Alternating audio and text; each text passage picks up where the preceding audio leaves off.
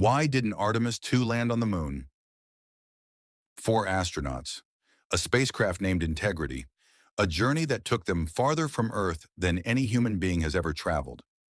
252,752 miles into the void. And yet, they didn't land. They flew all that way, looked down at the moon's ancient, cratered surface with their own eyes, the far side which no human had ever witnessed directly, and then turned around and came home. No boots on the surface, no lunar soil samples, no historic moonwalk. So why? Was it a failure? Was something broken? Or is the answer far more interesting than that? Today we're going to break down the real reason Artemis 2 didn't land on the moon, and why that decision might actually be the most important thing NASA has done in 50 years. To understand Artemis 2, you need to understand the broader planet it belongs to.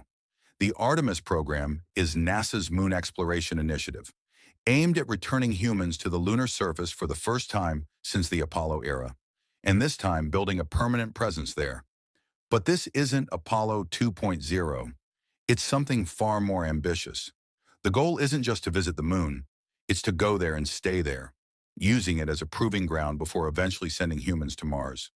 The program is structured as a series of missions, each one building on the last, like rungs on a ladder stretching all the way to the lunar surface. And Artemis 2 is one of the most critical rungs of all. Before any humans set foot in an Orion capsule, NASA needed to know the vehicle could actually survive the journey. So in November 2022, they launched Artemis 1, an uncrewed test flight of the Space Launch System rocket and the Orion spacecraft on a full lunar mission.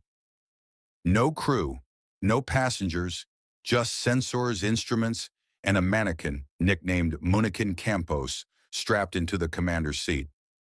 The mission went well, but it wasn't perfect. Engineers discovered a potential issue with Orion's heat shield during re-entry, and NASA adjusted the Artemis 2 flight profile to account for it. That's exactly how it's supposed to work. Test it unmanned, find the flaws, fix them, then send humans. Which brings us to the real story. On April 1st, 2026, for the first time since 1972, NASA sent humans back on a path toward the moon. Launching aboard the massive Space Launch System rocket from Kennedy Space Center, the four-person crew, NASA astronauts Reed Wiseman, Victor Glover, and Christina Koch, plus Canadian Space Agency astronaut Jeremy Hansen, set off on a 10-day journey unlike anything since the Apollo era. Their spacecraft, which the crew named Integrity, wasn't going to orbit the moon. It wasn't going to land.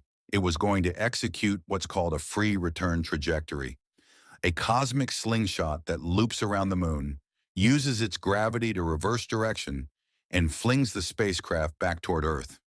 It's the same type of path Apollo 13 famously flew in 1970, and it requires no engine burn to come home. The moon does the work. On day 6, something remarkable happened. At 12:56 in the afternoon, the four astronauts surpassed the record for the farthest any human has ever traveled from Earth, a record that had stood since Apollo 13 more than 5 decades ago.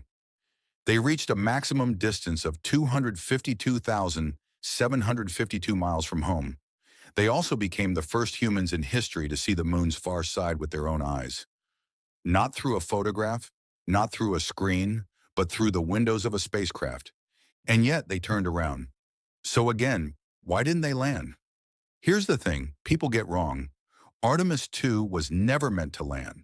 This wasn't a plan that got scaled back. It wasn't a mission cut short by budget cuts or technical failures. It was deliberate, and the reason comes down to one word: safety. Before you attempt a lunar landing, one of the most complex high-risk maneuvers in all of human spaceflight, you need to know that your spacecraft's life support actually works in deep space. You need to know your navigation systems hold up far from Earth's protective magnetic field. You need to know your crew can function, sleep, eat, communicate, and perform under conditions that no human has experienced in over half a century. You can simulate all of that on the ground.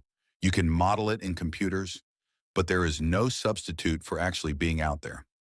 The primary objective of Artemis 2 was to prove that Orion and its systems could sustain 4 human lives in the deep space environment and bring them home safely. Every hour of that 10-day journey was packed with tests. The crew performed manual controlled demonstrations of the spacecraft, evaluating how Orion handles in space, maneuvers that will be critical for future missions when astronauts need to dock with lunar landers or position elements of a future Gateway space station in lunar orbit. They ran emergency procedure drills. They collected medical and physiological data. They stress-tested communications. They demonstrated that the hardware, the ground teams, and the astronauts themselves are ready for what comes next. This was not a sightseeing trip. This was the most consequential shakedown cruise in 50 years. So when do humans actually land on the moon? Artemis 3, currently targeting mid-2027, will send another crew into space. But in a revised plan confirmed in early 2026, they won't be heading to the lunar surface either. Instead, they'll rendezvous with one or both of NASA's commercial lunar landers in Earth orbit to test docking procedures and evaluate the hardware up close. Think of it as a rehearsal, similar to what Apollo 9 did in 1969, when astronauts tested the lunar module in Earth orbit before Apollo 11 ever attempted a landing. That means Artemis 4, currently targeted for early 2028, is now the mission everyone is waiting for. It will be the first crewed lunar landing since Apollo 17 in December 1972. Two astronauts will transfer from the Orion spacecraft to a lander, either SpaceX's Starship Human Landing System or Blue Origin's Blue Moon, descend to the surface, conduct moonwalks, collect samples, and return to orbit. And after that, NASA plans to conduct lunar landings roughly once a year, building toward a permanent human presence on the surface. The ladder keeps climbing. Here's what I want you to take away from all of this. When Apollo 8 flew around the moon in 1968 without landing, people didn't call it a failure. They called it one of the most important moments in human history. Proof that the dream was real, that the physics worked, that human beings could survive the deep space environment and come home. It was the mission that made Apollo 11 possible. Artemis 2 is that moment for our generation. 4 people flew 250,000 miles from home, stared into the ancient darkness of the moon's far side, broke a record that had stood for 56 years, and returned safely to Earth. They proved the spacecraft works. They proved the crew can endure it. They proved the mission is real. The moon isn't just a destination anymore. It's the next step. And the step after that, the one that Artemis is ultimately building toward, is Mars. If you want to follow the full Artemis story as it unfolds, Artemis 3, 4, and beyond, make sure you're subscribed, because this is just the beginning.